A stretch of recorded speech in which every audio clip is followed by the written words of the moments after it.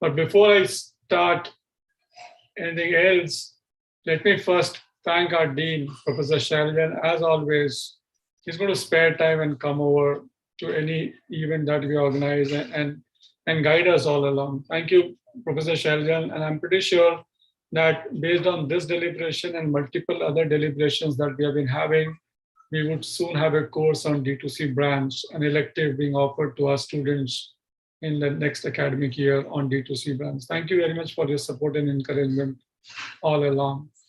Thank you, Professor Sova, as well, for being around and being helpful as always, and making sure that we get all the necessary permissions and get along with the event.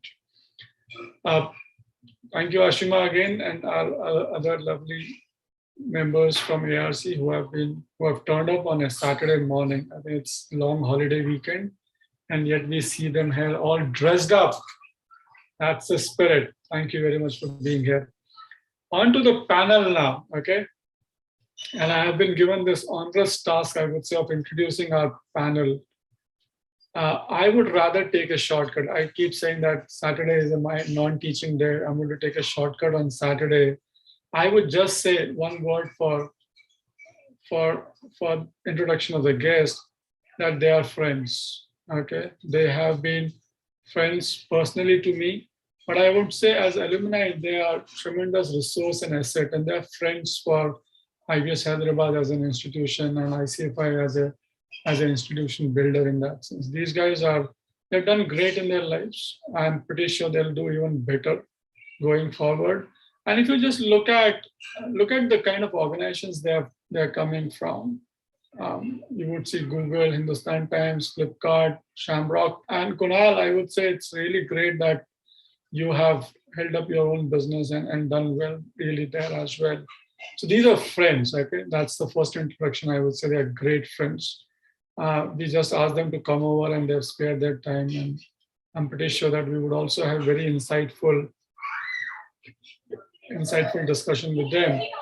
Let me make it easier for everybody else, and let me ask the guests as to why would they agree to come here? What is there in their background? What is there in their journey which makes them so willing to speak about D2C brands, and especially in the era in which we are living in, both from a technology point of view, business environment point of view, and the big C word, the COVID world. How does it make sense? So let me first go to Kunal. Kunal, if you could just give us a short introduction and tell us as to what do you make of this D2C ecosystem? Kunal.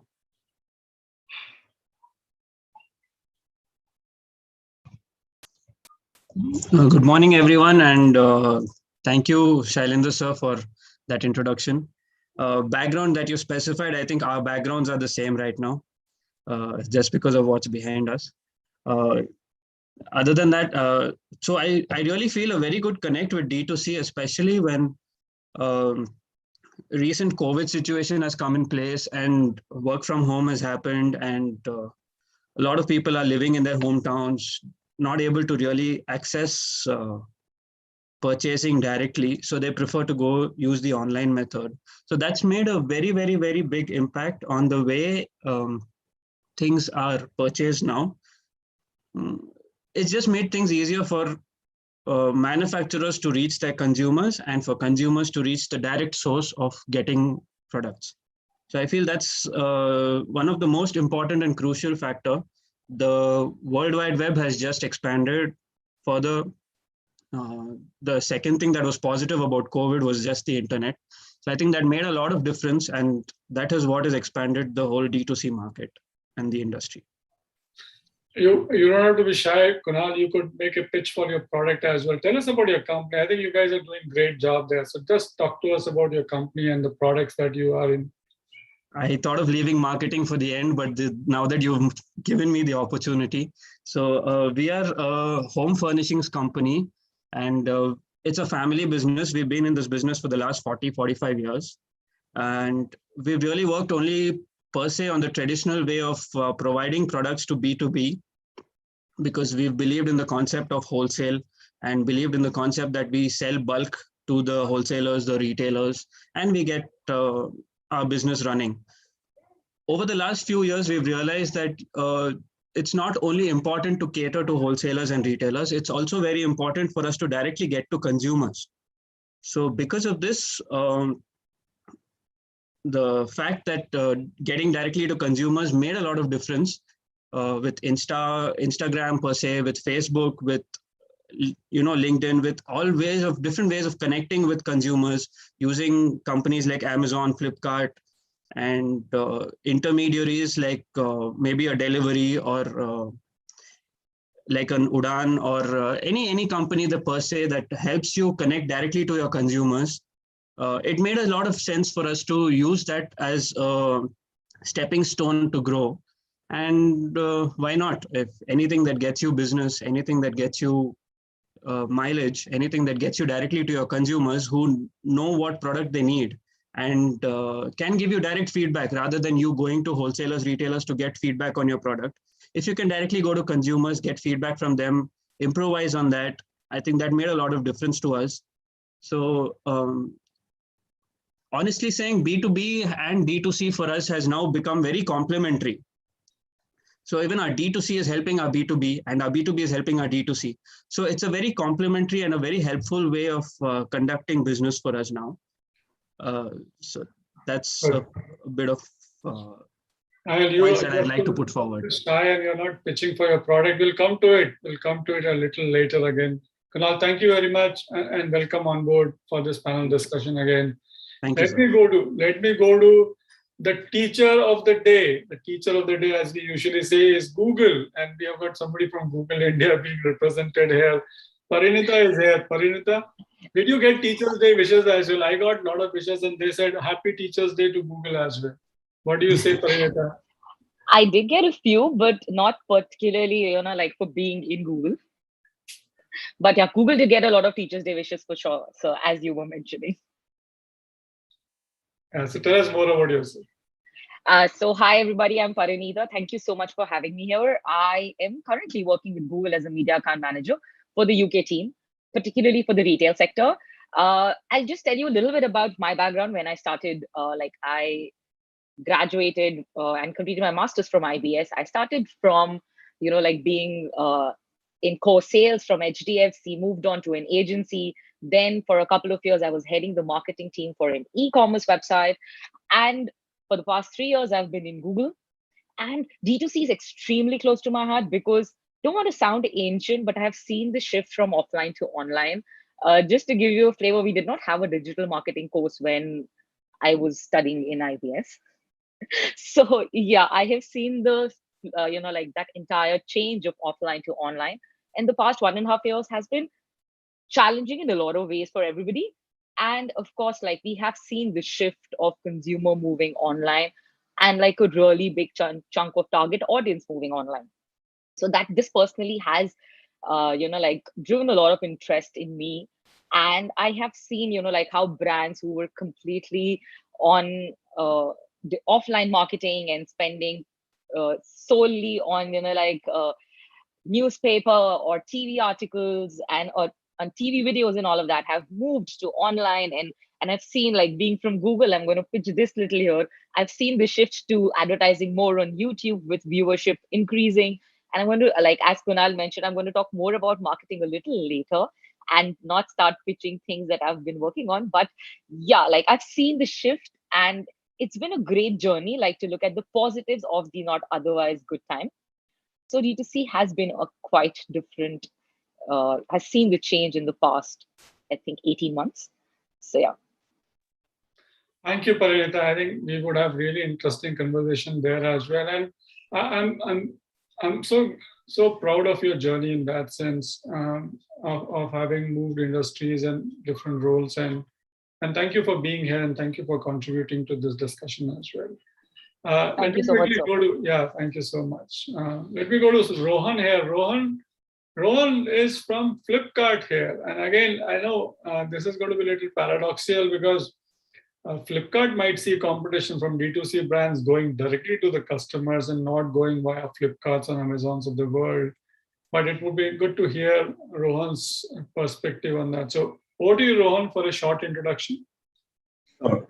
Thank you so much, Shailendra sir. And first of all, thank you, ARC team, for such a kind introduction.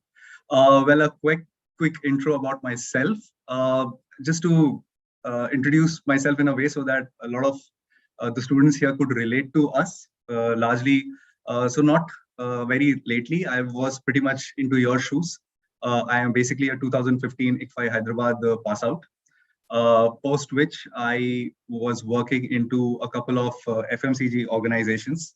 Post that, I moved into e-commerce for the past 3 years. I have an overall experience of varied multiple organizations into maybe close to around 6.5 years now. Uh, yeah, so now getting to the point about D2C, digital first, right? So that's the jargon of the time, right? So yeah, talking about digital first, what is basically digital brands? What we would basically know, and digital first brands are basically those brands who have, off lately been built up in maybe past 2, 3, 4 years, and most of their market is predominantly the use of digital platforms. And I would also would like to, maybe congratulate the entire team of ARC, and even the specific person who even bottled down to this particular topic, because this is one such industry which has, as of now, become close to maybe around what we assume is around $44 billion industry until 2021. And we are expected to grow to close to around $100 billion by 2025.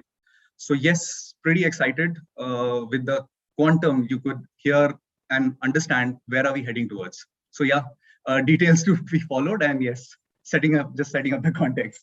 Really excited for the insights to come from all of us.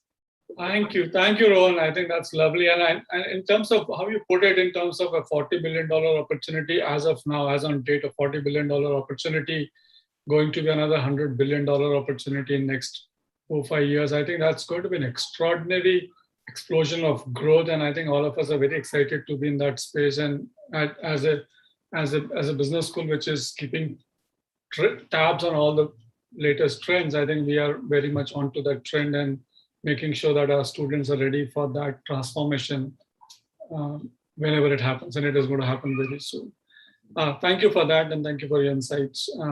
Let me quickly go to my dear friend Snigdha here.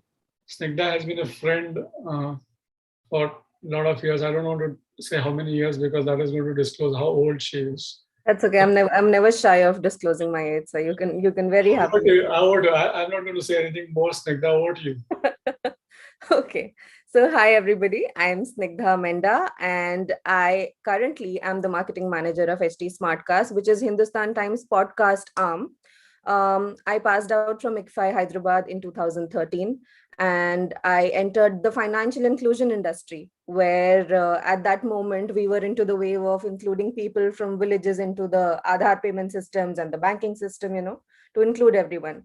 From that wave, I moved on to the production wave, and I entered the TV land, and we created reality TV shows for NDTV Good Times and other networks. And then I moved to print with Hindustan Times HT branch, where I handled national operations, sales, and strategy for them. I wasn't per se doing sales, but yes, we were running operations once the sales team brought in advertising for us. And we were also working on print innovations in an industry that people keep saying is dying every year. But no, it's not dying yet. And that is something my group CEO will also reiterate.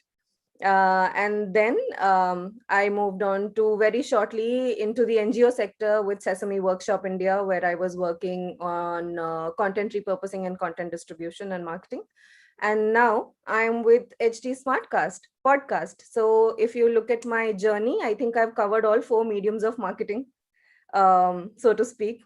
Now that I'm in audio, I'm here. And D2C brand is also very relevant to my sector right now, because globally 19% of ad revenue in podcast industry comes from D2C. And I'm yet to see that in the country. So I'd like to be, at the helm of it when it happens, or I'd like to be the guide, aao mera haath pakdo person for D2C industries. So yeah, that's about me in a nutshell. And looking forward to this discussion. Thank you for choosing this topic. Thank you, Snigdha, for it. And I don't know whether Kunal heard it or not. Kunal, you already have a sales pitch coming in. If you want to be in the ears of people when they go to sleep listening to a podcast, you know whom to talk to. Absolutely. B2C brands, Still you know easy whom with to, Snigdha. you know whom to With talk to. Snigdha there, it's very easy for me, sir. I know that's the whole idea. It is all about connections, and my ARC friends are going to be happy about it. I'm going to make that pitch again and again. It is all about connections, and thank you all four of you for being here. It's not alumni relations cell, it's a alumni relations community. So Yes, great stuff. Then she is talking. Here's the marketing head. Okay, so let's quickly get on to the topic, and we're going to do a round robin kind of thing. So everybody gets about, let's say, a three to 4 minute sort of time to make their point and carry on the discussion. Let me start with Parinita here. Parinita, so let's quickly look at in terms of customer journey, what changes are you seeing in customer journey? And we talk about from search to post purchase. If you go back to a typical marketing management class, from search to choices and then to post purchase and post purchase, what changes do you see, and where does D2C fit into that now? So customer journey has definitely been evolving in the past. Like, I think change is the only constant. That's one thing that we have, like, we stick to in Google, to be honest. So customer journey is something which changes very often, and we need to be really, flexible to be able to adopt that change and act very swiftly to that change. So when I'm talking about the customer journey, specifically in the last 18 to 20 months, where we have seen people shift from going to offline medium and shifting to online. And I'm going to take some examples of retail because that's the sector I've been working with closely in the past 3 years, so it'll be good to get some insights there without naming my clients, of course. So I have seen these retail giants who have like massive distribution channels where they are present in almost really big supermarkets. They have these small kirana stores. You'll find their products everywhere, and they had very minimal digital presence in terms of selling their products because they didn't need to. Like, they were available at like every corner of the street, especially in India, if you're talking about. But then with this whole lockdown coming into the picture and people being scared about moving out of the house and retail as a product, I was reading an article, we have seen a shift where people used to look at buying these FMCG products once in a month to now they have moved to once in a week because that's how they want to try new things. So we have seen that shift where like we used to, like, probably like our parents and our grandparents used to make that mehne ka kirana ka list to get things at a go. I think we don't do that anymore. We want to try like a new coffee every week, or we want to try maybe green tea the other week. So we have seen that shift where like people have started buying new products every week. So that's how I see the customer journey also changing, where it used to be, so dominant that if you're having a specific brand of coffee, we've been having it for 20 years, but that doesn't happen anymore. I see a post on social media and I'm intrigued to try that. And I don't know if it's true with everybody, but for me, I think there's not too many exciting things that I can do. I can't travel, I can't go out, I can't dress up. So I might as well try a new coffee, right? So when I see that on social media, I'm like, okay, let's order this.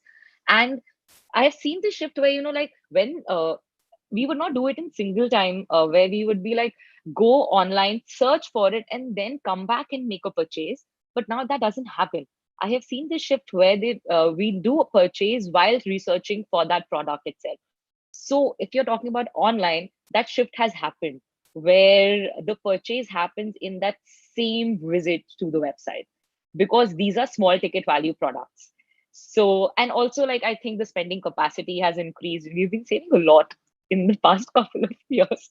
So a lot of factors have played an important role. And I think D2C sort of has leveraged this to their advantage. So I've seen that journey happen for consumer and for D2C fitting in and playing the right role there. Thank you, Parinita. I think you made a very interesting point about overall, I mean, a certain section of society, of course, has really benefited in terms of savings having increased and having more choices. Yeah.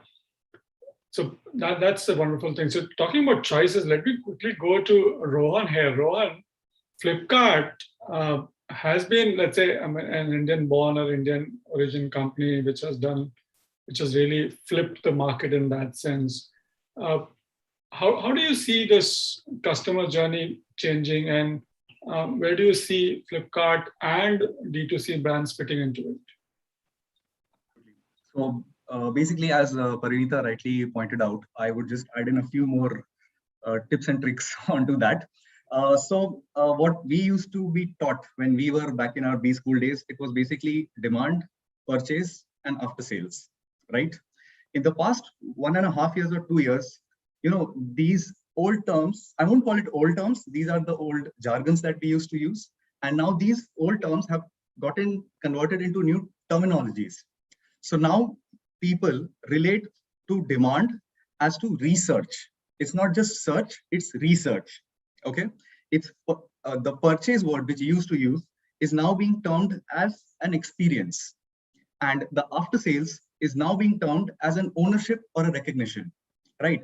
I guess a lot of our friends would relate to us when I say is that, so nowadays you don't just, so there was a survey recently that has happened, okay, wherein we get to know that on an average, there are close to around 86% of the people who bare minimum search for twice on any of the two platforms before making a single FMCG decision of buying.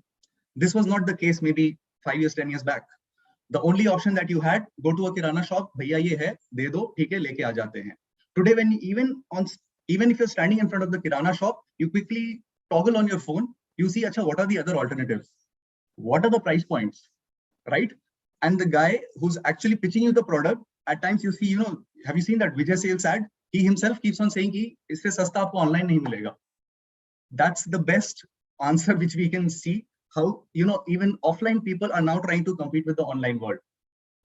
So this is something the shift which is pretty much evident as per our industry insights. Thank you, Ron. I think there is much more. There has been an information explosion in that sense, and I think a lot of players are well placed to take care of that, and there are multiple avenues for users now to get information. And that brings me to our media expert here in terms of Snigdha. And Snigdha has seen it from, let's say, print to, let's say, television in terms of content, lifestyle content, television, and then on to podcast now. So Snigdha, in terms of this search and research and also discovery part, how do you see customer journey having changed over the last few years or perhaps half a decade? Snigdha? 1 second. Sorry. So for me, my customer journey is mostly through the eyes of the advertiser, so to speak, because coming from print, which people would buy only to create a brand identity rather than, just to promote sales. That purpose also is also there. Digital is mostly used even now in the advertising industry to boost sales, but not to create a brand identity. So customer journey in that sense for other people is mostly if someone wants to look at an offer. So let me take a small example. If I am like Parinita said, she wants to Google, coffee, and then she wants to try a new coffee every day. So Parinita then gets onto Instagram, and then, whatever she searches on based on that programmatically, she gets a coffee ad. But then that coffee ad is not just a brand ad. It's an offer for her. It's a promotional offer. Then that helps us in discovering the brand. And then when she reaches the platform, she forgets the offer. She looks at the offering. She doesn't care about the discount. She wants to try it. That's where the discovery gets converted on that platform. So I've seen that change happen from print. Print is usually, when, say, for example, a real estate category client wants to advertise and sell homes, because even now because purchase decisions for real estate comes from my parents or someone who's elder, who's earned something. They will still look at a newspaper. I will not look at a newspaper. I will look at Magic Breaks. I will look at, which platform is giving me a nice, clean website. Arey yaar, ye theek nahi lag raha hai. Yaar, ye kitna 2-class wala website hai. So I'm sure everybody, sees us, yeah, there's too much clutter. I can't understand anything. So yeah, customer journeys have changed for me media-wise from print to digital. Even when you look at media reports, So we have this industry report, which I'm forgetting the name of. TV still rules the roost for ad spends at 63%. Then you have radio, but now digital is competing for it. Till last year it was 19%, and radio was still number 2. Now digital is number 3. Sorry, now digital is number 2 with at least 25 to 30% ad spends. And I wouldn't be surprised if OTT comes into the mix and then competes with digital also. But yeah, that's the journey. The discovery to promotion journey is what I've seen mostly.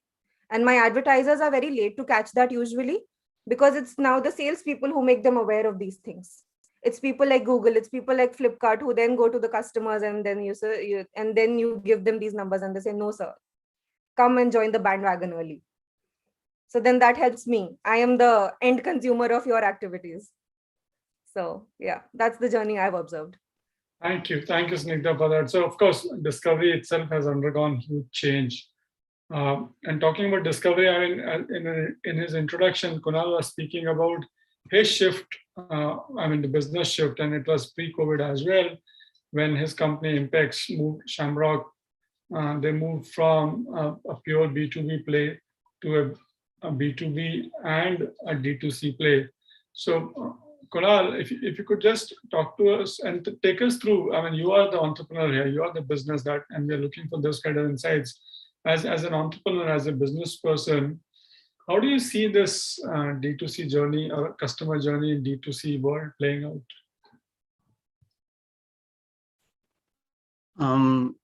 I want to specifically speak about the millennial generation, because that is what has primarily caused this shift of focus from offline stores to completely online.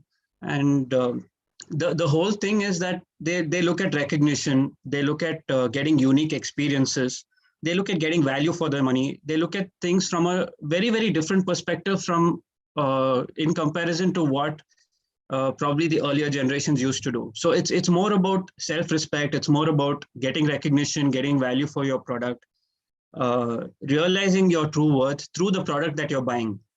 So the millennials are way more ahead in terms of the information that they get, ahead in terms of the opportunities that they have, the resources that they have.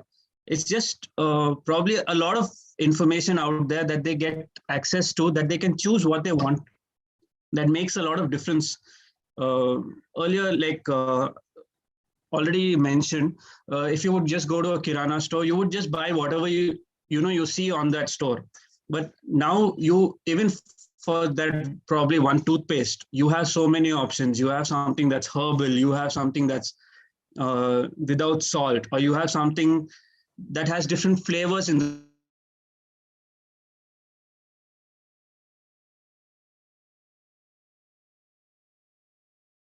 are really open and out there avenues, new ways to get their needs satisfied and things like that. So it's not just about what you sell, it's about how you sell. It's no more just about, okay, this is my product, this is available in the market, you can buy it. It's not about that. It's about what am I offering in the product that is different from others, that will provide you a new value or a different value proposition that will make you feel good about buying that product. It's a very, very feel good.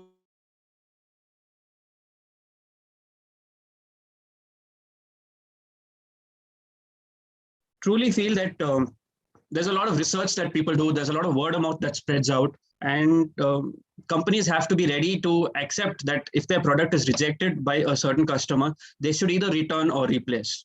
It's not about okay, this product you keep with you and next time I'll give you something better.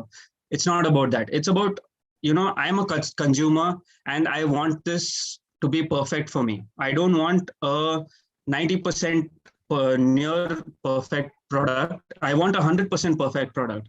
If I get a 110% perfect product, I'm more than happy with it. I'm delighted.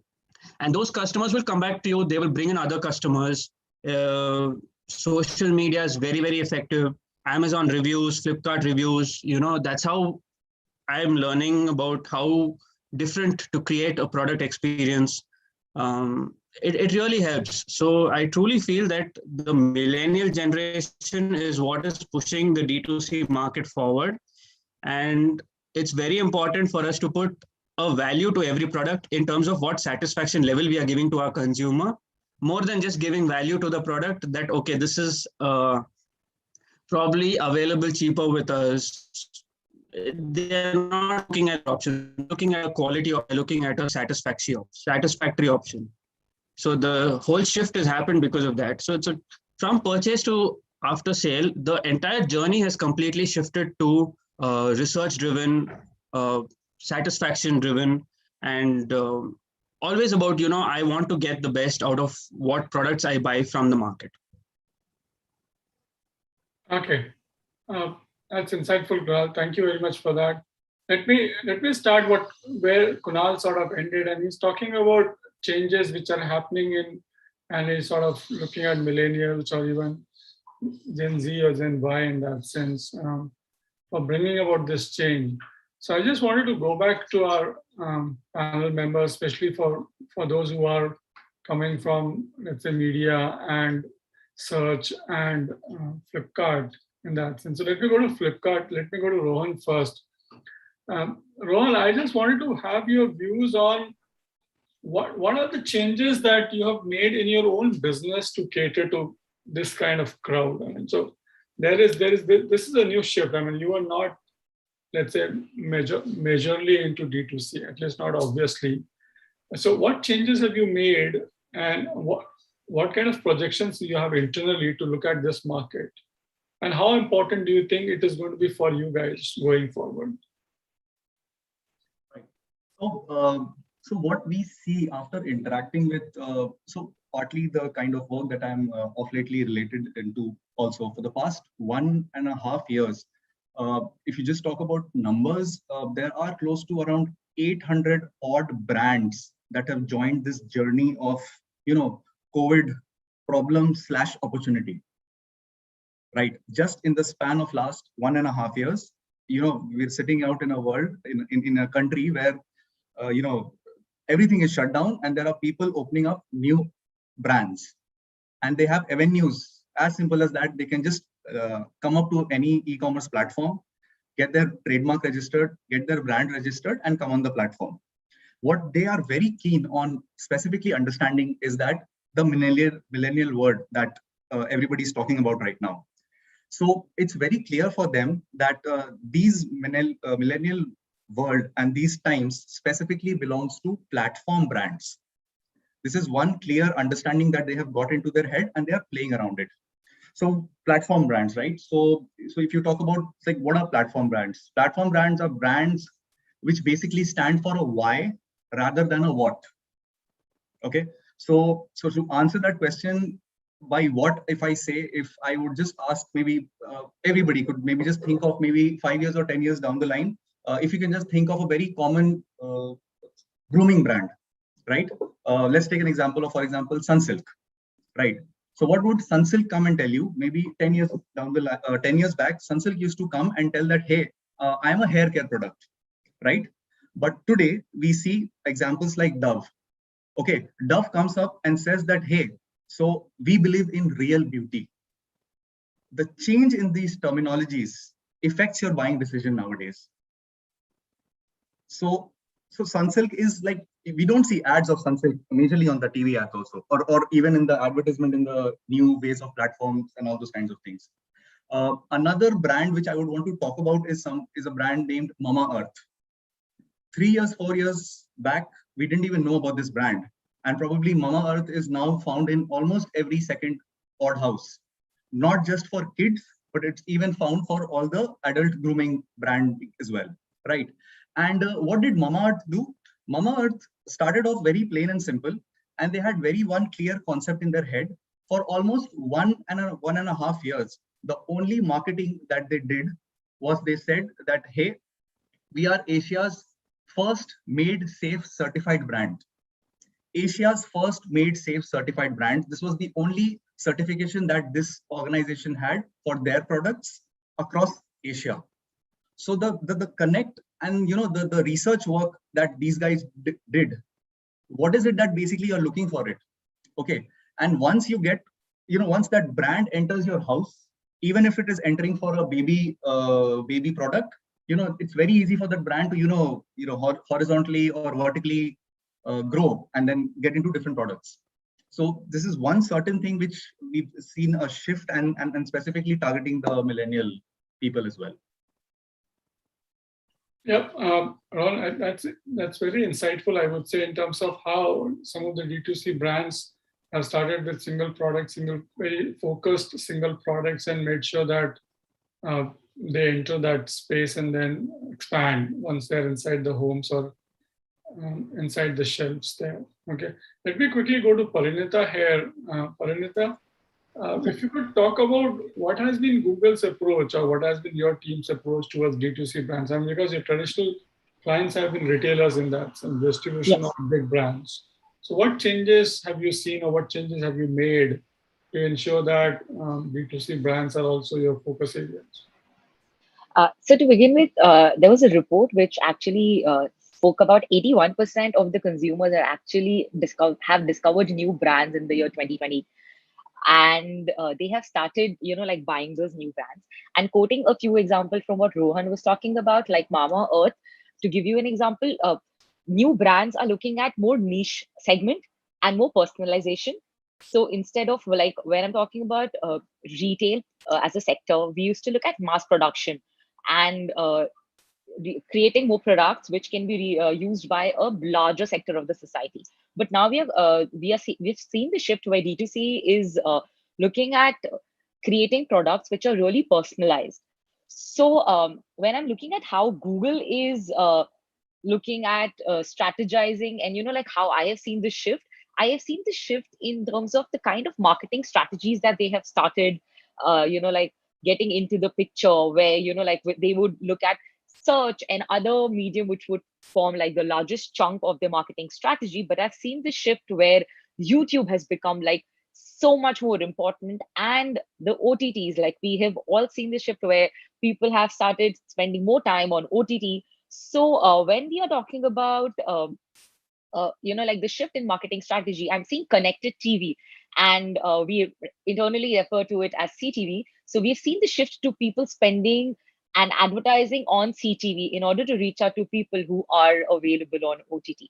So even when you're talking about like the change from like a big brand perspective, when I am managing advertisers and when I'm managing their marketing strategy, so this shift has been extremely evident in the last around 18 to 20 months. I just wanted your views in terms of your focus as well. I mean, have you guys started focusing on D2C as a specific segment, or it was always there, or it is yet to come? So being honest, like Google has always been the torchbearer of digitalization everywhere. And it's also been like when Kunal was mentioning information is the key, Google is actually a source of information for almost everybody. So I think digitization has been a key messaging for Google right from the beginning. But when it comes to D2C, being really candid here, we have not been talking about D2C to all the brands all the time. It's very specific to the kind of brands, the kind of new products the brands want to come up with. So we are seeing that shift, and we've been seeing it quite early, to be honest, with the kind of products that we have and the kind of advertising platforms that we have. But we've seen that shift being multifold in the past couple of months for sure. Okay, yeah, thanks. And it makes perfect sense because, like we said, Google, I always use that word, a repository of human intention. If you want to do something, you want to tell Google first. You may not tell your mom, you may not tell your best friend, but you would tell Google about your intentions. That's what Google is. That's very rightly put. Google anyways assesses your intention before it comes to your mind. So that's what I thought. We'll move on to that point now, and let me go to Snigdha here. Snigdha, so I was just wondering what Parinita said, and she said something about how spotting the trend and in terms of closer to customer, and that's what Google usually is. But the segment, I'm really excited about the new profile that you are working with, which is in terms of audio. And I think nothing is closer to people than this audio experience. And perhaps D2C brands would want to explore that. So, what is happening in HT in terms of?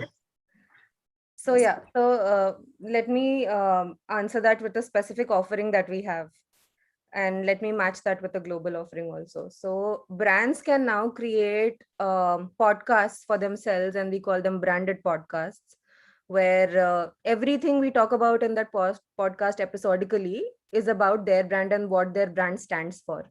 So let me take a global example. Sephora Makeup has a podcast called Lipstick Diaries.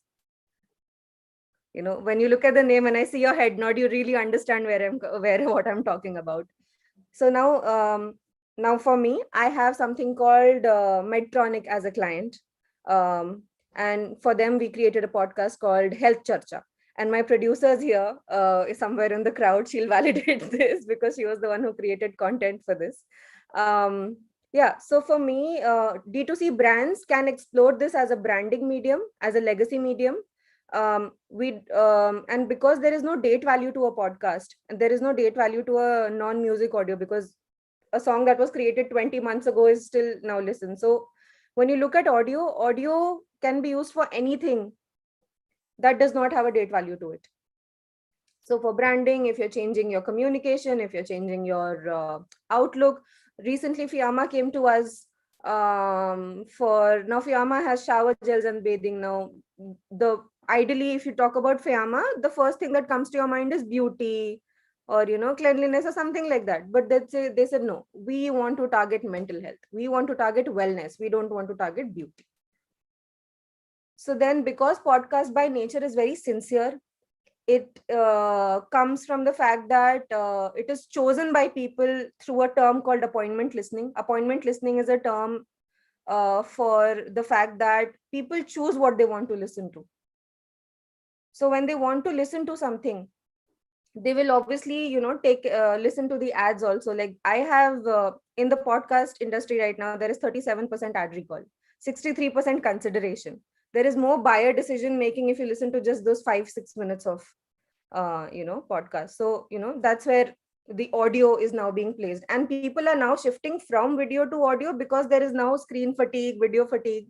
So all of that is actually helping my business grow, because now people don't want to listen to music also. They want non-music audio. That's where podcast is now gaining momentum also.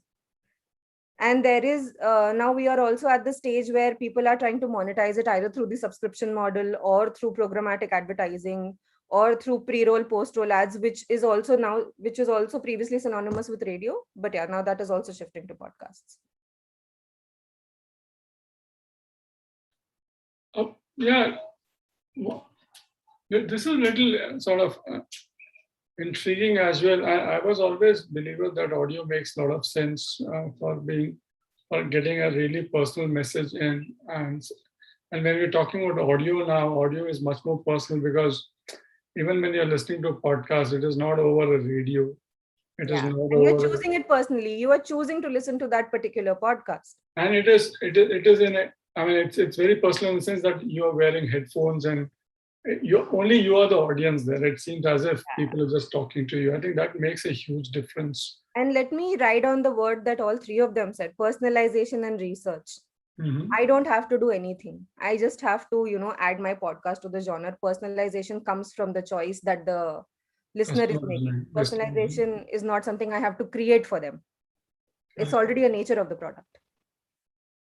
So on that note, let's go to Kunal and ask him in terms of, so what does he see?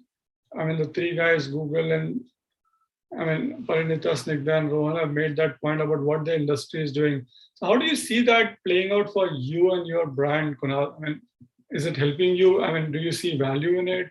What these guys are planning and what they are saying? So it definitely does. As an entrepreneur, we always look forward for new opportunities, new avenues, new things that can drive our business.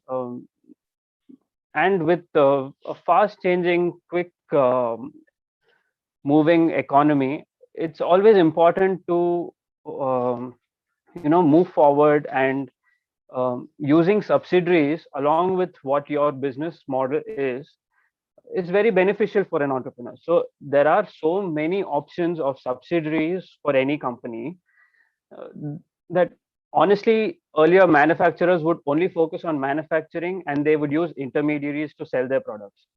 Now that manufacturers can also directly reach to consumers, the only difference that they'll be doing is whatever margin they used to give to the intermediaries, they just give it to these subsidiaries, and whatever gets saved is additional profit for that company. So I feel personally that directly going from a manufacturer to a consumer makes a lot of sense in today's era, because you have those options, you have people to help you have delivery partners, you have search engine optimization companies, you have uh, internet service providers, you have e-commerce platforms, you have people with podcasts who are willing to help you out. So the intermediaries have become so many that in terms of the service provider subsidiaries, that you don't know you need to have a wholesaler, a retailer, a distributor per se for running your business. It's become very, very easy. It's become very, very convenient. And I feel it's a real boon because you are getting direct access to consumers. You are getting direct feedback from your consumers. You get to know what exactly are they looking for. You create a product based on what they require, and you do your business. I mean, you still are continuing to focus on doing your business, just that you have help of people who are service related subsidiaries rather than product intermediaries. So that makes a huge difference in the way things are seen in today's age. Yeah, so Kunal, I think you have sort of nailed it when you said that business people and entrepreneurs should focus on what they're best at, which is creating products in that sense of creating a brand. And rest all they should simply maybe outsource or give it to somebody else who can do it at scale and more efficiently, perhaps more cheaper as well. So let's start with Rohan, Snigdha this time, I think. Snigdha, so what are you guys doing to help, let's say, brands like Kunal? I mean, so you have a play in content in terms of you could create content, but do you have a play in commerce as well that you could generate sales and stuff like that for that? Or, I mean, whatever you could focus on. So I see it from a three perspective. I call it content, commerce, and carriage. Of course, we don't have anybody from Parinita might be closest to it, Google, but content and commerce is something that you're close to, Snigdha. So how can you help? How is HT and other media giants helping entrepreneurs like Kunal get closer to the customer and maybe serve them better? Okay. So I already mentioned about branded podcasts. So Kunal, instead of say let me use you as a case study. Okay, so Shamrock is into home furnishings, correct? Now, what are the characteristics or aspects you would associate? And this is how we do it. Shailendra, my producer, is also here. She and I do it together. We first ask the brand. So let me ask you, when you think about home furnishings, give me two words that you associate with it. Quality and durability. Correct. Now that's your perspective as a manufacturer. Now, from a consumer point of view, what are the two words you would associate with it?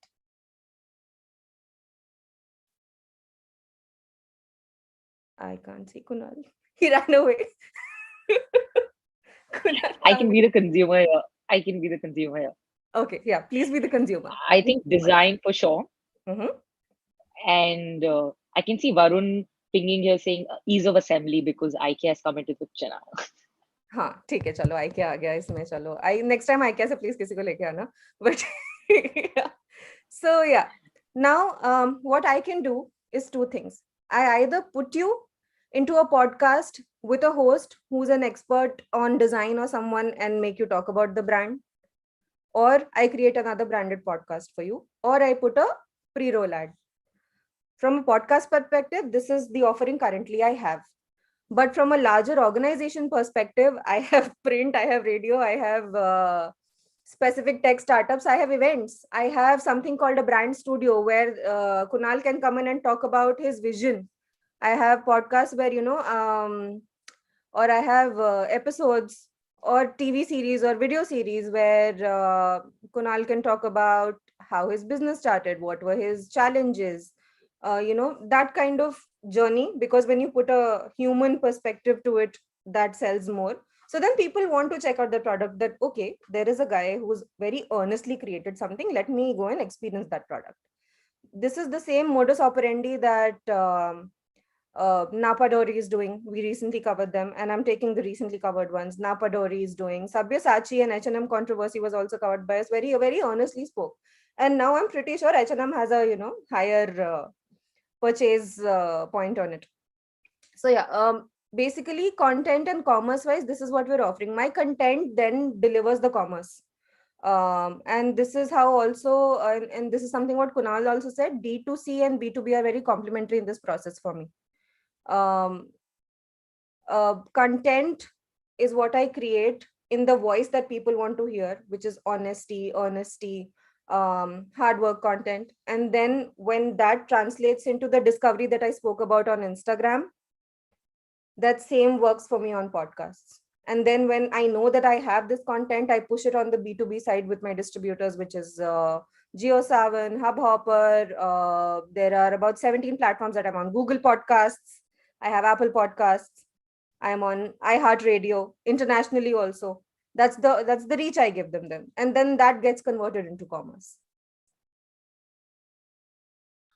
Okay, let's go to the people who control the flow of information. So, Parinita, what's your take on that? So, how do you guys? What would you do to help?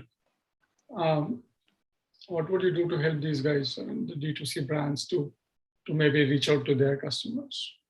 So first thing, we have this, I'm going to talk about programmatically. We have this brand, way of research that we can do on YouTube and search for clients. It's called a brand list study. So that really helps us understand what the client is looking for. So that is something that we really suggest them to start with. So that way they can reach out to the target audience and asks them questions, and then start with advertising accordingly. And as Snigdha was mentioning, it's a long journey where we start by what they want, what they want to achieve and what the customer is looking for. That's where we connect the dot of the BLS study and what the client wants to achieve. And programmatically, we can reach out to advertising in all ways. And again, quoting Snigdha, audio is rising, and we have our own Google Podcasts, we have YouTube audio, and we have so many other podcasts like Spot and other audio mediums. So what we do is we do connect them to things that are trending and how the trend is moving. So when we saw a shift in OTT, we did start talking about connected TV, and we did start asking them to spend on connected TV. So when we're talking about these D2C brands, we have created medium for them to understand what the customer is looking for, and then advertise them through the right platform. Because there was another research, where 70% of the people pick up brands while they're browsing.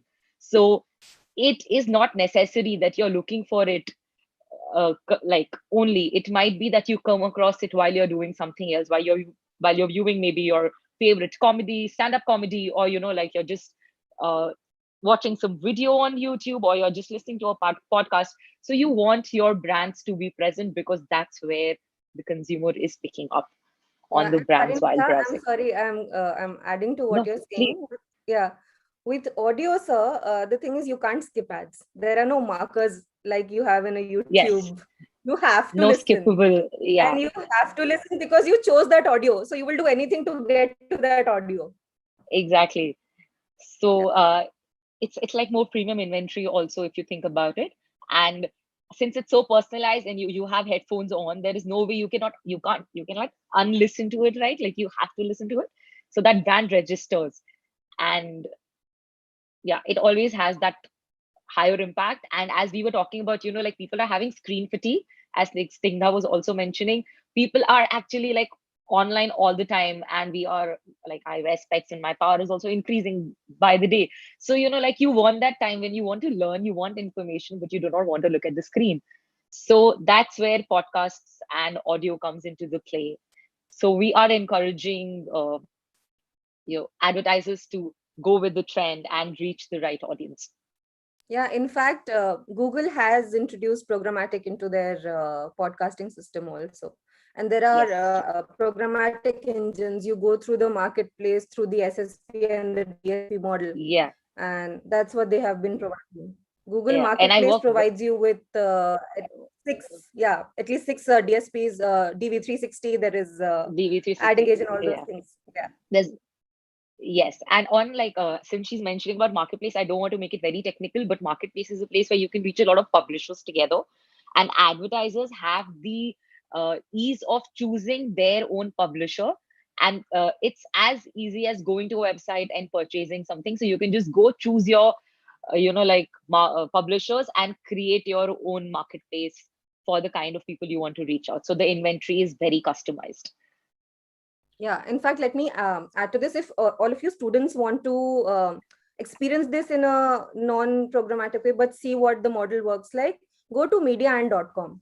That's where all my buyers go and see. It's like a cart buying system. You see where platform, Yes. which platform is there, what rates are they offering, what is the inventory available. Click on it, check the rates. You'll easily understand where advertising is going. I would insist that everyone after this, or maybe Yeah. sometime during your class, go to mediaand.com. That can Plus be a one to that. benchmark for anyone. Yeah. Yeah, that does give you good trends on what are the websites and what are the things that are working the best in advertising world. Yeah, we do have. So this is we do have a course on digital marketing where I think our faculty and the coursework has got components on digital marketplaces in that sense. So marketplace is something that we actually look at a lot now.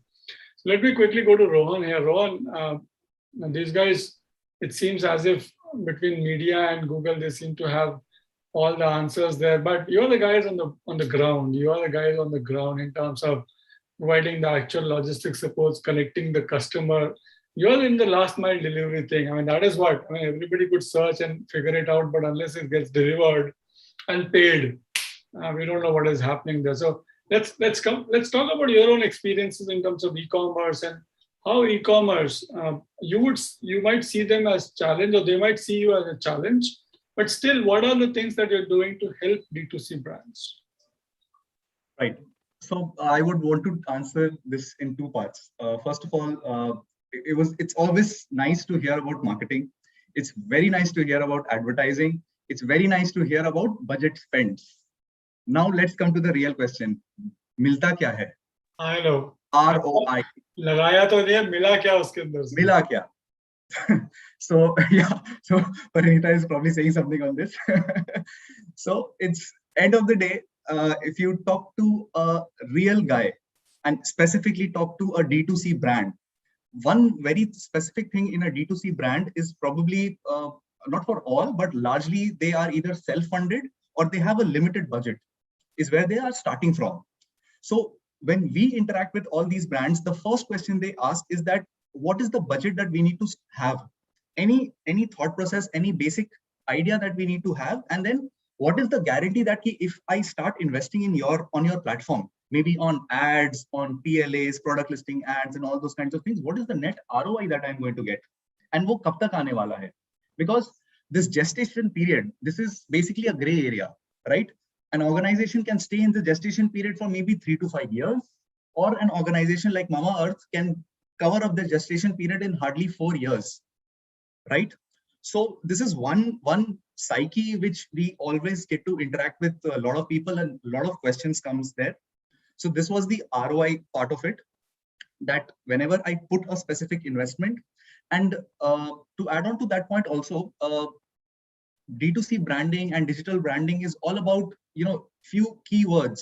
Those are something like pay-per-view clicks, PPVs, impressions, conversions, CTRs, click-through rate, all those kinds of words.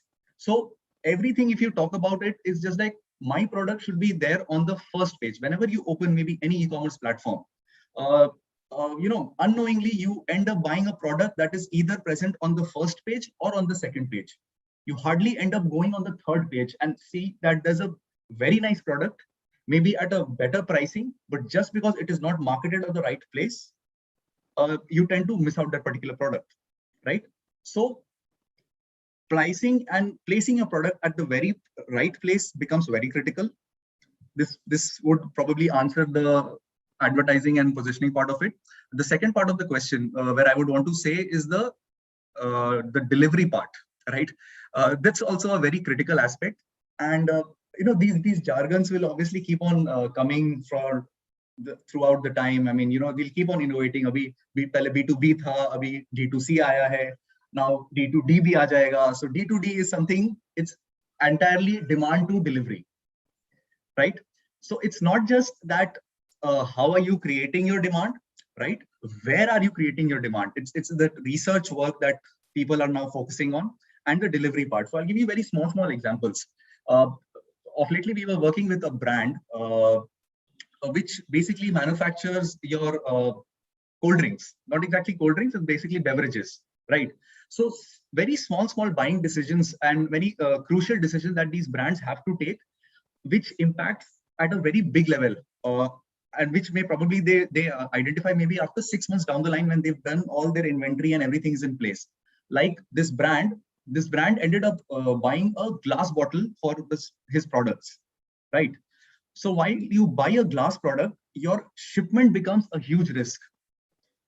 Okay, it's hardly ₹100 ka product that you come on the platform, you buy a particular product, but when you ship the product, it's like 70% of the times, even if no matter how nicely you pack the product, the bottle end of the day breaks at the point of the delivery. There's no point. And as rightly pointed out, today we cannot say no to a customer. Return matlab return, replacement matlab replacement, right? And then there's no compromise on that. And who is the end of the day, who is the bearer? It's either the platform or the end of the day, the seller who sells it. So all these kinds of small decisions, whether you use a glass bottle for your particular product, or if you use a plastic bottle for your particular product, hardly you will end up, maybe you'll incur a cost of maybe 10 to 15 rupees per product. But then that 10 to 15 rupees in the long run on your entire, that the production life cycle would hit and take a very huge impact. Okay, I think so. Let me reverse this conversation. Let me come back. I mean, start with you again, Rohan. In terms of, so what should D2C brands do in that sense? I mean, and right now, if you're sort of service provider to these guys, you help them in terms of logistics and other things. And I'm glad that you made that point earlier. A lot of D2C brands and not only D2C brands, but a lot of startups, well-funded startups, end up spending about 40% of their capital on something like Facebook and Google. I mean, so there's a 40%, almost like a 40% tax, which goes to either Facebook or Google in terms of reaching out to the customers. And the rest of 60% is between you guys and the customer and the brand itself. But what are they doing right or what are they doing wrong? So what would make, in your opinion and the work that you've done, what would make a D2C brand successful in that sense? And you could define your own measures of success in that sense. Right. So if you talk about success for D2C brands, so what has gotten the success for the D2C brand? One way of it, you can call it like, going with the wind, right? Why has D2C brands become such a success in India? I would just maybe give a number that we were just reading in some of the reports that's freely available on Google. So in India, if you talk about way back, not even way back in 2018, we had about 500,000 users, probably, please correct me if I'm wrong, but it's in that range. We had just 500,000 online users in India. Today, we are sitting at 700 million users, just 3 years down the line, 3 to 4 years down the line. This shift, this shift, not just in the technology, but that paradigm shift. Everybody has a cell phone in their pockets, right? Everybody has a cell phone in their pocket. And the best example where these D2C brands are basically encashing is a very simple example, which a lot of people can relate to it also. So when we were old, so when we were young, and we wanted a particular product, okay? So mother father को बोलते थे कि भाई एक product चाहिए, आ गया तो बहुत अच्छी बात है, नहीं आया तो काइंड एक्सक्यूज की the product is not available, market में नहीं है, यहाँ नहीं है, वहां नहीं है, ठीक है, अभी वो पर्टिकुलर वेरिएंट अवेलेबल नहीं है, ठीक है, दिल्ली में अवेलेबल नहीं है, कहीं नहीं अवेलेबल है. Today if you give the same excuse to maybe your 5-year-old kid, what does he say? Amazon से मंगा लेते हैं, Flipkart से मंगा लेते हैं, ठीक है. So he doesn't bother that whether that particular product is available in the offline store or not, right? And the way these kids, to be very specific, the way these kids are growing these days, a 5-year-old kid opens up a phone, goes to YouTube, and he knows which particular cartoon to look at, right? If that's the level of intelligence that we guys are growing up with, just imagine 5 years down the line, I don't think so it will be a surprise if a 10-year-old guy orders his own product on platforms like all these e-commerce platforms. No, and in fact, Rohan, let me add to that, the kids part. I mean, you have YouTube Kids, you have Choo Choo TV, you have Boot Kids. There are kids segments now. So, you know, and kids choose, nahi Choo Choo TV pe nahi dekhna hai, Coco Melon laga do and all that. And you see that in your house. There is that perception and there is this choice and decision making at that very age, 2 Absolutely. years old. So Absolutely. you're absolutely right in that regard. Yeah. So yeah, I mean, so that's the paradigm shift that we are seeing in the current trends of, you know, and that starts from everywhere, not from just marketing, even the buying decision. You know, you've seen nowadays, you know, maybe small kids, you know, entering that buying decision between their parents. Ki, which car you want to take, which color of the car you want to take. You know, you end up asking your kid, and he decides that okay, we want to take a which color car and all those kinds of things. So yeah, there are a lot of changes that we are seeing in this paradigm shift. I basically wanted to pick on what, I mean, it was also in my own agenda, but I think Pankaj has put it up again twice. He has mentioned that in the chat as well, which is this: what is the whole purpose? And so when you see those D2C brands coming to you, and let me go to Parinita here and Snigdha, and then we'll come to Kunal as well. But Parinita, is this, I mean, so when you see, I know this might be too far-fetched, may not be directly what you're looking at, but do you see this tendency for these brands, and what Pankaj is asking, that boss, we are making this company to sell it off rather than to run it? We just want to make sure that you go to a certain scale, and then you see a sort of hurry there. Perhaps you're spending more on promotion, less on product, because that is going to, I mean, so you might have, and Pankaj also mentions it, that there could be one Nikon, one Landscard, and one boat and stuff like that. So what are the others doing? What is the end game for these guys? And are you able to make any difference between the guys who are there for long run versus guys who are there to just make a quick buck and then leave the space? I have actually seen a lot of small players who have that mindset when they want to start, that in the next 4 years, I want to like break even and then sell it out and then, you know, like start something new. That was actually the thought process of the e-commerce I was working with. They are still with the CEOs and the founders, and they have not sold it because of the profits that they are making. But I have seen a lot of, like, I know 2 more companies by my friends who started something very similar to Lenskart. And one was an ex-Googler and another was an ex-Facebook person. And they all, like, they started it with the mindset of how they want to earn a specific profit and then end up selling it. And if I can quote one example, Mama Earth, I was just watching a video of the Mama Earth co-founder, I think around 10-20 days ago. And there she was also mentioning that, you know, when they started, their aim was, they never thought of becoming a 100 crore brand. They are currently a 700 crore brand. And their next aim is to become 1,000 crore and then go IPO. I think the bigger brands like Zomato and stuff have actually given them a direction from where they wanted to look at just creating a product and selling it, and then probably moving out of the picture by getting a lot of, like selling out the entire brands, to now the shift of becoming larger. And the past few months have added on to that. So that shift we are seeing. We have somebody from IVS also who has a Clear Deco, something, I'm not sure what the brand is. Yeah, he has. Clear Deco. Here's a pitch for one of my own student and a dear friend, cleardeco.com. That's run by Shivi Singh. Yes, he was my batchmate. He is my batchmate. So yeah. So yeah, he is a big player, and maybe his target audience is not exactly like Lenskart, but the idea with which he's running is definitely not selling it at the end of the day, like, like not moving out. So we do have small players who do start with the idea of moving out.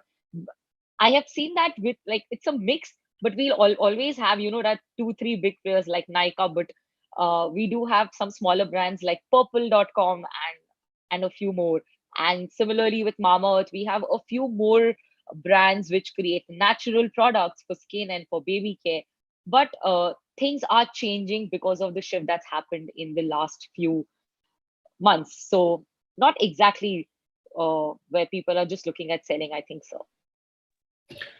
Snigdha, so I mean, when brands, let's say if a D2C brand comes to you in terms of associating or partnering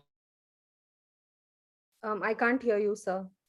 I was just saying that when D2C brands come to, let's say, HT and HT media, both in terms of print or television or even in terms of audio content, what are some of those bad behaviors in that sense, in case of misguided misguided objectives, in that sense that you would warn other D2C brands that they should stay away from these practices because they may not be ultimately fruitful for everybody involved in the ecosystem?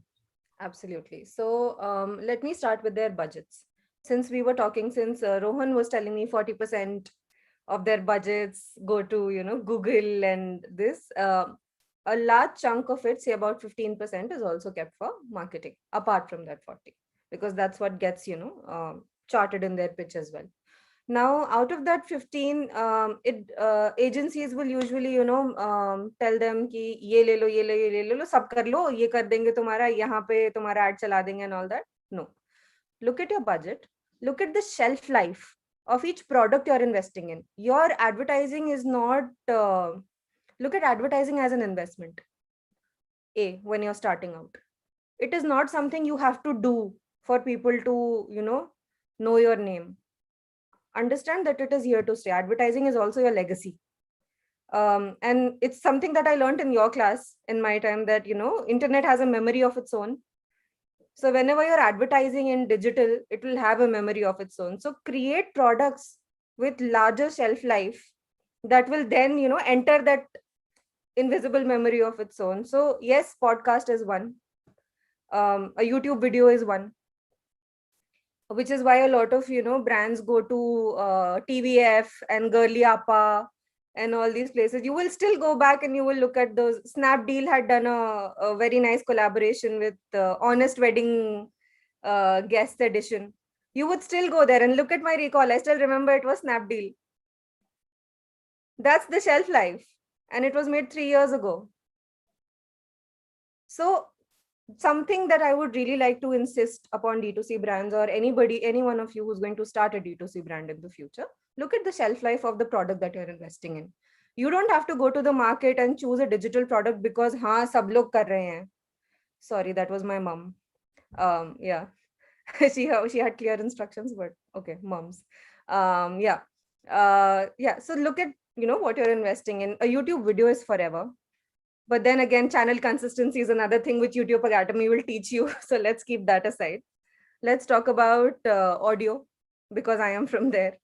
Once you create a podcast, you can put it on your website anytime you want. You can take it from me and put it wherever you want in your branding mediums. You can put it on my channel. You can put it anywhere around the world, because right now, unlike programmatic, a podcast channel is not geographically specific. There are no foundations. It's not like an OTT platform that this particular movie is not available in your region. No, that's not the case. Podcasts are available anytime, anywhere in the world. You can listen to it from the Arctic if there's internet over there. So please understand what you're investing in. And your biggest assets are your social media handles, because that's where you get the first voice out. Second is the content you're producing on it. A well-made content can stay with you for 10 years. Don't cry about, I've spent 5 lakhs on this. I've spent 10 lakhs on this and, I haven't got return. Everybody looks for instant gratification. Please make them understand that when you're investing in promotion or advertising, promotion is instant gratification. Advertising and marketing is delayed gratification. So I would suggest D2C brands go for delayed gratification. not for instant gratification. You can do instant when you're doing promotions for discounts, for clearance sales, but don't do it. Let me go to Kunal on this, because he's the guy who has the money, who has to do all this, whatever gang we are giving. So Kunal, what do you make of these suggestions which have come your way now? I mean, you are our entrepreneur in I residence. ran away when I asked about consumer ke bare mein 2 word bolo. First, you come back and answer that. Oh, Kunal, hello. So, yes, sir. So, these are very insightful for me, and I'll have to get back to what has been recorded so that I can continue to, study more about what everyone has spoken and work towards those, because that's what I feel is going to definitely get me mileage, get me. I would make it easier for you, Kunal, here. I'm saying, do you really find these guys to be helpful? That's what I'm saying. Okay, I didn't want to put it in those words, but as an entrepreneur, do you actually find, let's say, people from e-commerce or people from media or people from advertising, in that sense of, let's say, Google or somebody, do you really find them helpful from a D2C point of view? Definitely. You be frank, don't worry. I mean, these guys are, they can't drag you anymore. You're out of campus and stuff. What he used to rag us, sir? Kya matlab? Anyway, Kunal, tell us. So honestly, all these things are very, very helpful for an entrepreneur in today's scenario per se, specifically because we look at opportunities where we can directly reach to our consumers. So we are using social media, we are using the logistics partners. Now, one very, very important thing that I feel that I can share with the audience is that the intermediaries or the people who are providing services, which are startups, are turning unicorns, are converting to create their own IPOs. So that itself shows in a way that the kind of value that they're giving has a lot of meaning to it, has a lot of importance, that it's not just about them growing, they are helping other entrepreneurs grow, and in the meantime they are also as well growing. So truly speaking, I felt that me being the only entrepreneur on this group with other three of intermediaries is really a very, very important and insightful thing for me. So it's not like I am going to be giving gyan over here, I am also getting gyan. So it's going to be about things that even I can learn and start implementing in my business. Definitely it's all about getting help from whatever subsidiaries you can. Probably down the lane I will look forward to having my own podcast, getting a lot more products listed on Flipkart, use Google SEO. So I've made all my three panelists happy. I know. So to the three other panelists here, Parinita, Snigdha, and Rohan, you can always report back to your manager saying, I was not just chatting with my juniors, I was actually doing business, and I was trying to create a sales an opportunity as well. Yeah, Deepti, if you're listening, let's set up a meeting with Kunal. Oh, here's my card. Okay. Listen to me. It is all about connections. Let me make that pitch again. It is all about connections. It is all about connections, and I'm so glad that we're able to get those insights here. Okay, so I've got exactly 6 minutes remaining. My anchors have told me that I have to finish in 90 minutes. So at 12:30, we have to close this. So I'm going to give you, let's say, 90 seconds each. And let me start with Snigdha first. Snigdha, 90 seconds. What do you think is going to happen in, let's say, next 18 months or so in terms of B2C? Because in 18 months or so, we're going to launch this course, and some of these guys are going to search for placements as well. So in 18 months' time, what future do you see for D2C brands? 90 seconds for you. Okay. The future for D2C, according to me, is the 19% chunk that I spoke to you in the beginning of global ad spends. I see that coming to podcasts. I see content being repurposed. I see that D2C brands would get more into personalization of advertising. I don't think they would go big on newspaper. They may go big on newspaper or any other medium just to show that they exist to the other players. But I think they'll be more intrusive in their approach when it comes to their customers. It'll get more personalized. It'll get more conversational. You have tools like WhatsApp. You have other chatbots that help you, interact. I think feedback and research will become very personal. And I think service will become very personal. That's what I see for them. I think I've like.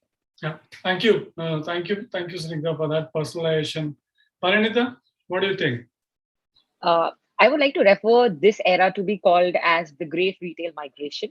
And with 8 out of 10 consumers intending to buy online, and Rohan quoting that, by 2025, we'll become a $100 billion industry, the D2C industry. I think it has a very big opportunity where, in terms of marketing, I think YouTube will become the most prominent sort of advertising. A little plug-in for Google here. And the OTT platform that is connected TV advertising is going to see a great rise in the coming years, because that's where people are spending more time on. And personalization is something that we cannot deny. So personalization in terms of innovation. So your product innovation has to be, you have to listen to the consumer and innovate accordingly. And you have to come up with new products very in shorter span of times. And then personalization in terms of delivery, so you see handwritten notes and all of that coming in. And even after sales personalization and repeat purchase becomes really important there. So since you have a niche segment, you cannot look at reaching out only to a new segment every time. It has to be creating loyalty and getting repeat purchase. So yeah, that's my take on what D2C is going to look like. Thank you so much, Parinita. I think this Can't hear you, sir. Thank you very much. I think this idea that we're going to see a large migration in terms of retail as well, going the D2C way. Rohan, migration, retail, it's all over to Flipkart now. Yeah, so specifically to call it out for the D2C brands, one thing that they have very clearly identified is that, identifying the problem and opportunity at the same time, right? So one small example, another time, which I would want to give you is that everybody knows, right? What happened maybe 2 years down the line, what happened was that the captain of your Indian cricket team, suddenly one fine morning, he wakes up and he decides not to shave, right? That becomes a trend. And in a year, you see the market of men's grooming coming out. Who thought maybe 10 years back that there would be a cream or an oil which you would put on your beards? Were we thinking of that at any point of time? No. But today you have companies like Beardo, the Man Company, right? All these kinds of Mama, they're all and this segment is all of a sudden cluttered in just 1 year time span. What is happening? You need to think on that perspective. So yes, definitely. In terms of technology, we are, it's happening at both micro and macro level, which is basically leading to, you can say, a culture which is experimental in nature. And in terms of culture, if you see again that culture, we should like to welcome bad news these days, so that good news will take care of its own news strategies. I mean, that's the saying in the time. Let me quickly go to Kunal before we open up the question answer session from the rest of the audience as well. Kunal, so in terms of your own approach between B2B and D2C, what do you see happening in next 18 months? And let me make a picture. Would you take few interns from IBS Hyderabad as well when you're thinking of these D2C brands? I mean, I can offer you some really great, interesting student candidates from IBS Hyderabad when you're thinking of this D2C thing. Next 18 months, what do you think is the future? So earlier, my focus or our company's focus would be sell the product. Now it's about creating a brand. Create something that provides value to your customer. That value is what is going to get you repeat sales. That value is what is going to push your brand forward. It's not about a product anymore. It's about the brand that you create. Now, when you take your brand forward, you're also taking your subsidiaries along with you forward. You grow, you make others grow. India is a huge market. India, the population is sufficient for you to have any D2C brand flourish if you are providing the right kind of value, if you are providing the right kind of product. What I have learned in the last year and a half or 2 years is that it's important for me to be a consumer first before me going to any consumer. So I know what my brand is, I know what my product is. Only then can I find its flaws? Can I correct its flaws? Then I can go into the market. There's no question of return or replacement. Then there's only satisfaction. There's only repeat purchase. There's only growth going forward with D2C. So, and already rightly pointed out, D2C is definitely the way forward. D2C is definitely a growing economy, growing part of the industry. So there's no looking back. I think there's only looking forward for D2C, and India is definitely a booming economy. Make use of it as much as we can, and interns all are welcome.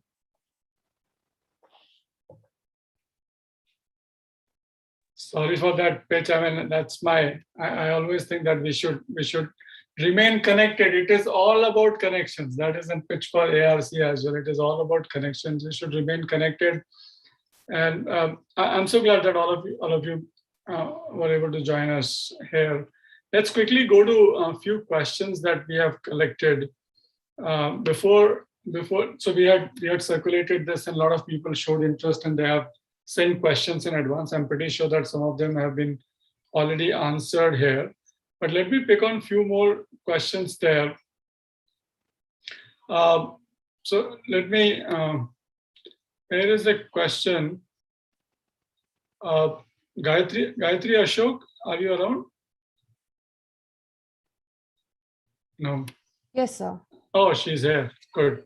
Gayatri, you had asked two questions. So let me look at this D2C online versus offline thing. So how does it affect the offline relationships?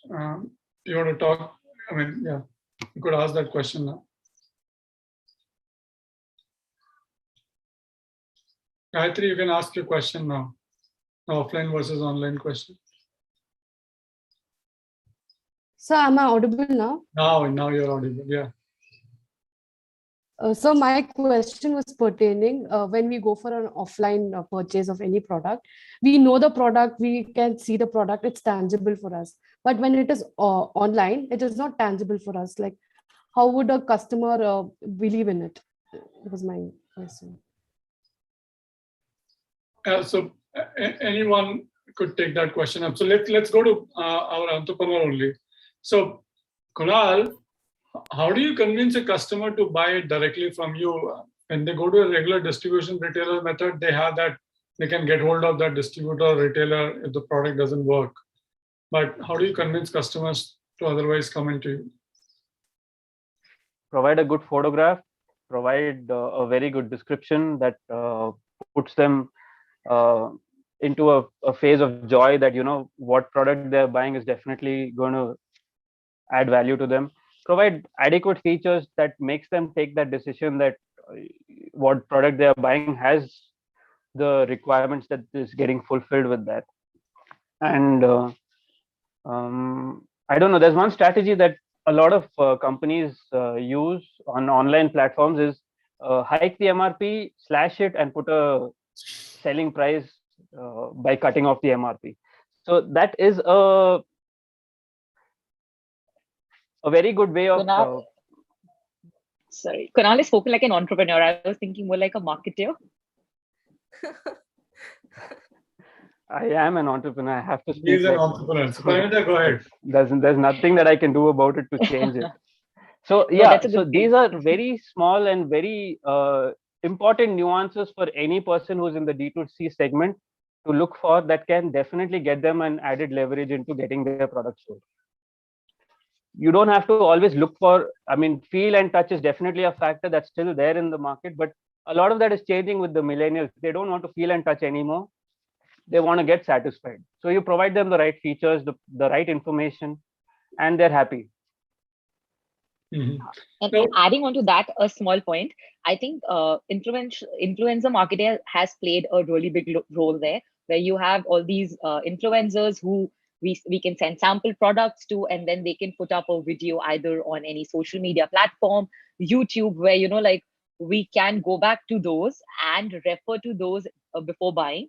And also the trust has increased as a consumer. I trust online platforms more, and that has been surveys and you know, like a lot of research has gone into that. So the trust has increased, and especially in like the age group of, you know, 18 to 38, 40, where the trust on online platforms have gone up multifold. And this influencer marketing is a great technique. It's not very high. It's not high cost. You can just send it to them, and they can, like just upload a story of that product, giving consumers a feel of what the product looks like, feels like, or when you use it, how that comes out. I will plus one that, in fact, through a personal experience. And since I was speaking about personalization, so Gayatri, to answer your question, because there's no touch and feel involved and there's only satisfaction.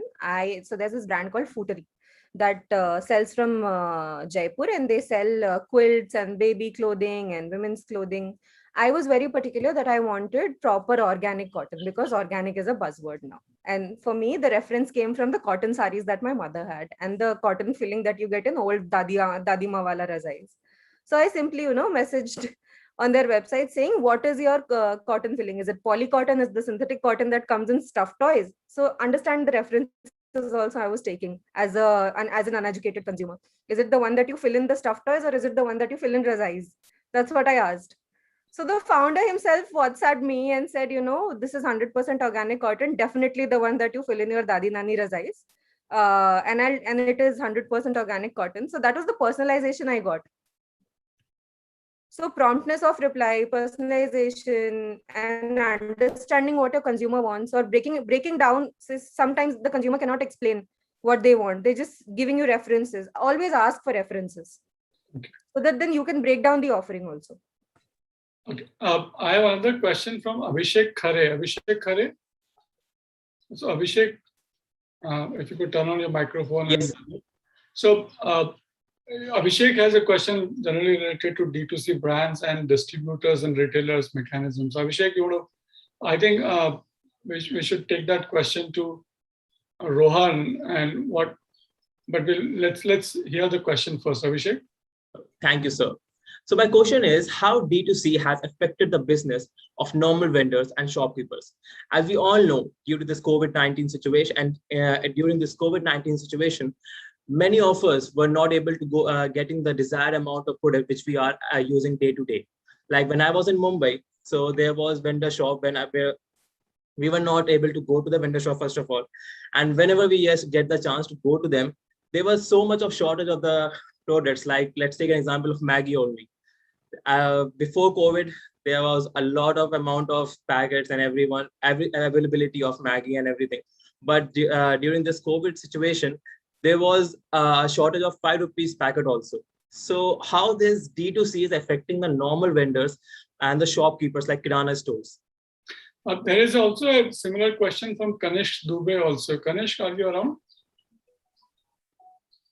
Kanishk Dubey? No. So let me quickly read out the question by Kanishk. Kanishk was saying that D2C will lead to a lot of unemployment in retailing and wholesaler business. How will that be seen? As there is already a lot of unemployment in the industry, if everybody is reaching out directly to the consumers and thereby cutting out the middlemen like wholesalers and retailers, do you see heartburn from existing players or not? So Rohan, I mean, when you have D2C brands as well as national brands, so do you see a conflict there or not? And then we'll go to our entrepreneur in residence to ask him how are his distributors feeling about it. Rohan, first. Yes. So there are two sides of the coin always, right? Yes, you can say that there is a burn to a lot of people wherein the middlemen are being removed. But the positive side of it is that end of the day, who is benefiting out of it? It's probably Abhishek Khare who's benefiting out of it. You are getting a product that suppose a brand like Patanjali sitting out of maybe Haridwar is directly shipping to your house, right? There's no middleman involved into it. He's whatever benefits that he used to give to his, a master distributor, then a sub distributor, then a local zonal distributor, that entire cash benefit is coming to your pocket, right? So it's nice if we talk about that, what is going to happen to the middleman. I mean, what is it going to happen to the middleman? But end of the day, if you look at it from a customer perspective, you can say that this is probably one of the other reasons, initially maybe 5 years, 10 years pehle tak we used to say that ki online mein itna sasta kaise mil jata hai, right? What is it that these guys are doing, right? Slashing of the price, this is one way of looking at it, but then obviously they are deep pockets, right? They have their margins, which margins are actually meant to be given to all these kinds of 3-4 sub distributors. If those margins are being given and directly given as an offer to you, you feel more privileged, right? So, okay, so this is what in terms of the middleman point of view, and in terms of the inventory management, right? In terms of inventory management, yes, COVID was not a normal time, right? We all accepted it and we went with the flow. It was very challenging. Even when the COVID time started, there was a complete shutdown on even e-commerce. There was a situation where all the e-commerce platforms were allowed only to run essential products. And by essential products, it was only food and partly grooming, right? So all your so-called the buzz electronics and everything, lifestyle, Myntra, they had really tough time during all those points of things. So if you see, Myntra also started growing and they started selling, they got converted into more of essential products at that point of time. So that is the paradigm shift. That is the kind of thing, and you always need to stay ahead of time. This is one thing which was, mother of all learnings that we got in the last 1 year.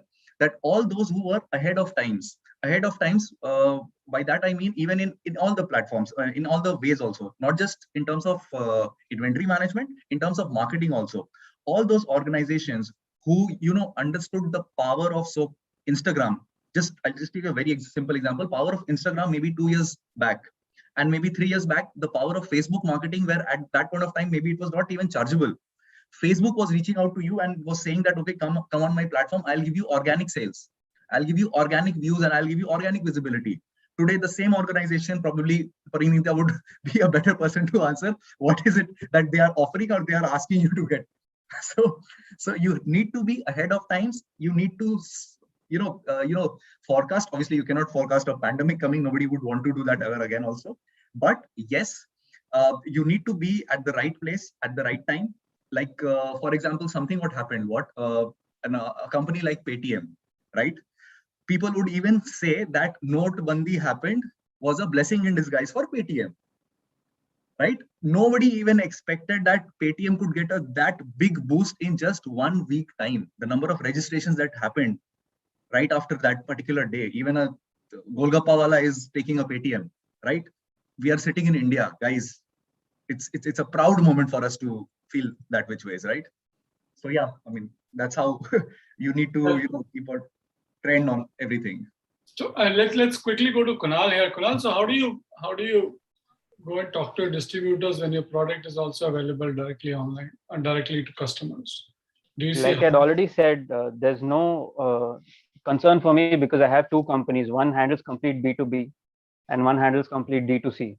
So it's a win-win on both sides for me. I have kept my wholesalers, retailers, distributors, modern trade players happy on one side. And on the other side, I have a company that's directly catering to customers. So it's about what balance you try to create as an entrepreneur for your own company, so that you don't make people unhappy doing business with you. Okay. It's very important that the retailers continue their business, the wholesalers also continue their business. Now, wholesalers and retailers also are looking at online platforms to grow their respective businesses. So there are startup companies that help you create your own website, like a My Dukan. A lot of these other companies are there that help you create your own website. So a lot of these wholesalers and retailers are buying from me, having their own outlets online and offline, and they are also working on the same model of having not just their offline stores but also an online presence. So it's a win-win both ways for everyone. You also have places where people see what they can buy. You also have places where people who cannot see things can see them online. You're giving yourself a global presence and you're giving yourself to create a personalization with customers. So that's how I worked with a lot of my wholesalers, a lot of my retailers, and we are seeing that with modern trade as well. So more retail is one of my biggest clients. They've tied up with Amazon.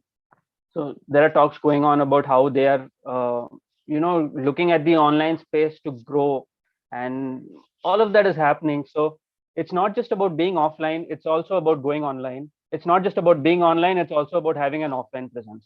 So you get to be able to provide a platform to your customer within the place where you are located, and give them also a global presence that, I can still deliver to you wherever you are.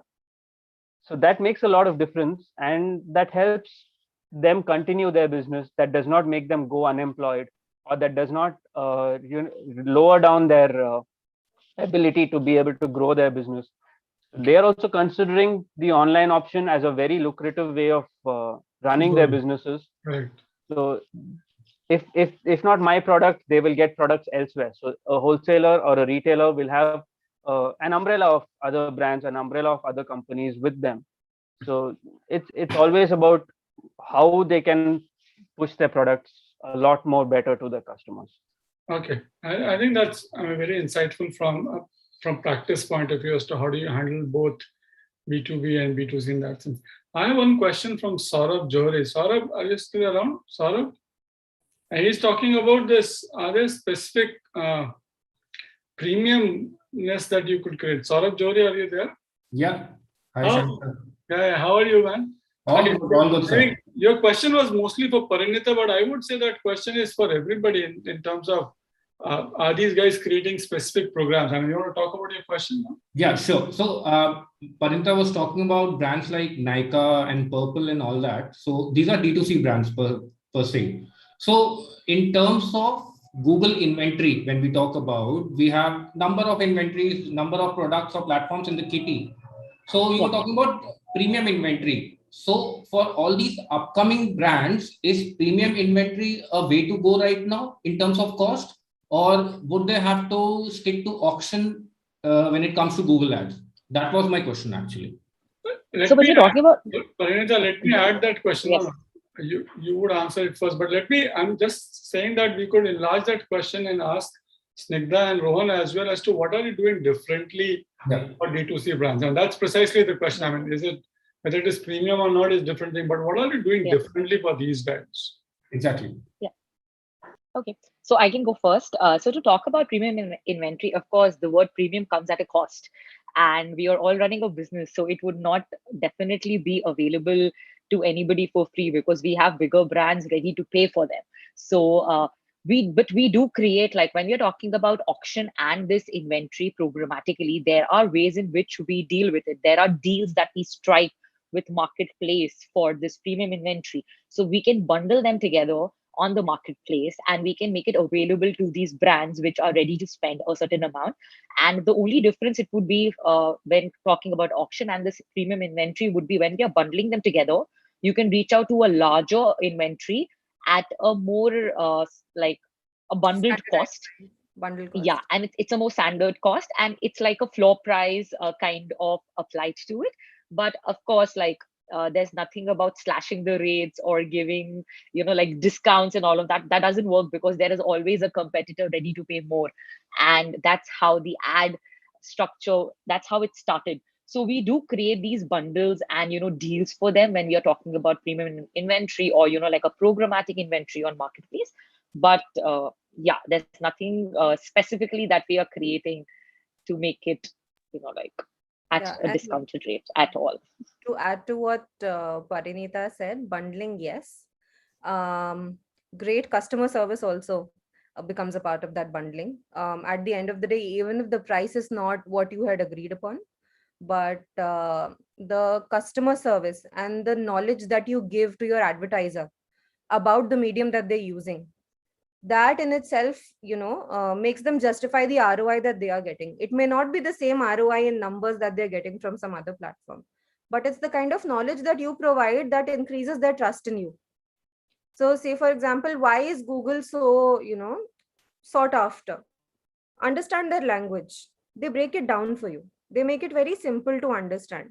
And now, like talking about discounts and auctions, these words have left the market. Nobody uses the word discount anymore. People talk bundling. People talk, People talk programmatic. People say we'll give you more value, but they will not use the word discount. Discount is now a very tier 2 word in the world of advertising. Nobody uses that word anymore. So they'll say, we'll give you 1 month free in our service. Even in that, there's profit. They will not give you a discount unless they are, like the starting offer, $499 instead of $199 for a year-long subscription. Okay, but then when you come back onto their platform, na, अगले साल तुम्हें 1500 पूरे साल का देना पड़ेगा. Nobody uses the word discount. So understand that also. Your terminology and the way you sell your ads also matters in that. And that becomes your premium then. You can still keep your prices. But it's the add-on customer service that you give is what gives the perception of an increased ROI. Rohan, what do you think? What are you offering? So, What is the premiumness that you're offered to D2C brands? so And let me pose this. I mean, why I'm asking this question, and perhaps I don't know whether Saurabh meant it or not, but if this is going to be the future, why are you not aligning yourself with these guys? Why are you not making them loyal to you? I always say loyalty is overrated, but why are you not making them your loyal customers? If these guys are going to be the future, if D2C is the future, then perhaps you should start spending some money in cultivating these guys and make sure that they're onto your platform more. Rohan. Right. So to add on to the trust point that rightly mentioned, there's this concept of surrogate branding that we are going ahead with, right? You've heard of this called a Prime membership. You've heard of an F assured badge. What is it? It's not a product. It's a trust that you get. You log on to maybe Amazon, Flipkart, or any other website, right? You always have that option of only Prime products, right? You have somehow that trust factor comes ki ye Prime hai to kuch acha hi hoga, right? And then there's this reviews and ratings that we don't have a control on. We don't have a control on. It's you who come up on my platform and you write it, and we don't remove those those ratings and reviews. That obviously affects the buying decision, but then the add-on value that you get, right? A new D2C brand comes on my platform. The first thing which I ask that particular brand to get is that please get an F assured badge. Please get a Prime badge. Because look at the psyche. Once you get a product in your house, morning 11 a.m., you get a product in your house, right? If the box is a plain and simple box, right? No matter uske andar there's a, Apple ka phone hai or whatever it is, but if that box is not branded by Amazon or box is not branded by Flipkart, somewhere or the other you feel that pata nahi andar kya hoga, even before opening the box. Even the reviews, right? Rohan, in fact, assured buyer, verified buyer. Actually. These tags, yeah. So those really affect the buying decision nowadays, right? And there's another thing that we have started to see, and we've even started to capitalize on, right? Ordering products are no more ordering products. You are gifting yourself. Try to understand that experience, right? You are gifting yourself. My God, the kind of depths you guys would go, no? You're gifting yourself. You're not buying anymore. You're gifting yourself. Absolutely. And you're not gifting yourself. The gift should reach at my doorstep at 11 a.m. No matter I am paying 200 rupees extra for that.